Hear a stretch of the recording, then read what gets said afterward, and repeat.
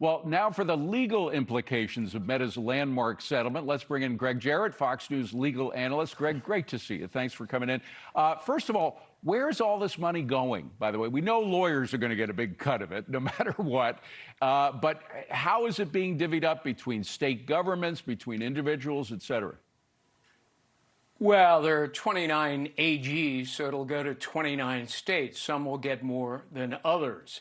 Full disclosure, by the way, I do own Meta and have since the IPO. Okay. But putting that aside, this was a smart move for two reasons, legally and financially. I mean, the trial is in Oakland, widely known as the most liberal district in the U.S.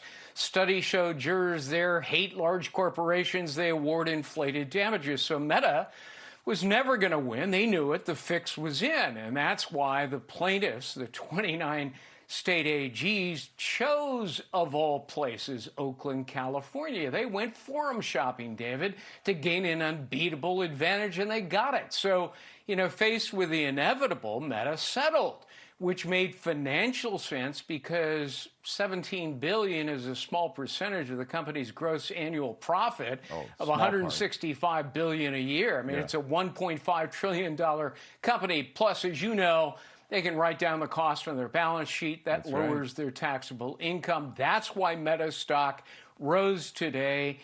Investors know it was a smart move. But it did come down a little bit. It didn't rise that much. Initially, it did. But as you say, they have cash on hand of $90 billion, so they can cut the check without a problem. It's often compared to the tobacco industry settlement, which was much larger. That was $200 billion over multi-decades. But tobacco, the difference is significant, I think. Tobacco, you would have a hard time finding many people that aren't affected some way directly by tobacco smoking. I have a grandfather who smoked until he was 91, but those are the exceptions to the rule.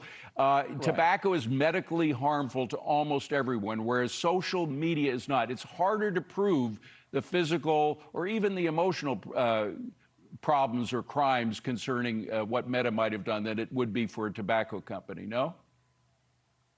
Yeah, you're absolutely right. And in fact, social media addiction is not really an accepted diagnosis. And, in many of these other lawsuits, and there are hundreds of them that are still pending by individual plaintiffs, those are personal injury cases brought on behalf of children alleging that Facebook and Instagram are defective products. So they're not out of the woods yet, but the level of proof is different. They're more defensible for Meta because a lot of those cases, both children and parents bear responsibility for grossly abusing the media platforms. I'll give you an example. If a young person constantly binges on chocolate and suffers diabetes, is Hershey to blame? Of course not. That's not a defective product because kids love it. Well, kids love social media. Parents have to step in and start asserting themselves and placing limits on their kids. And Meta has already instituted controls for parents as well. Although the AG from Kentucky, Russell Coleman, made a good point about how certain things that parents can't do that maybe Meta will do now that because of this lawsuit. I want to play the soundbite of him and get your reaction rolling. This is common sense stuff that parents are seeking. Me as a parent seeking common sense protections. Let's limit the amount of times our kids during school are getting pinged with notifications.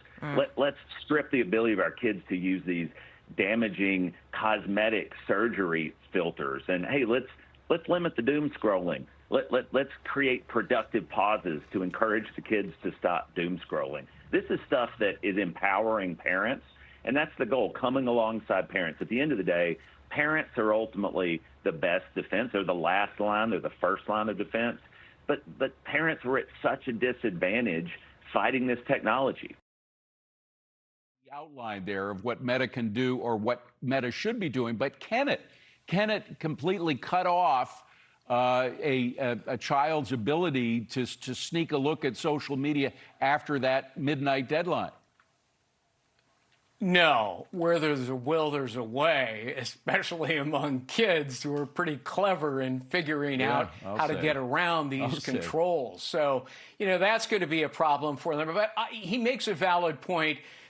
Originally, when Facebook came about, there was no technical ability to do what they can do now. They should have done it sooner. Yeah. I think they grudgingly admit it, which is why they have undertaken new controls. Right. Gregg Jarrett, great to have you on, Greg. Enjoy that weather down in the Carolinas. My pleasure. Appreciate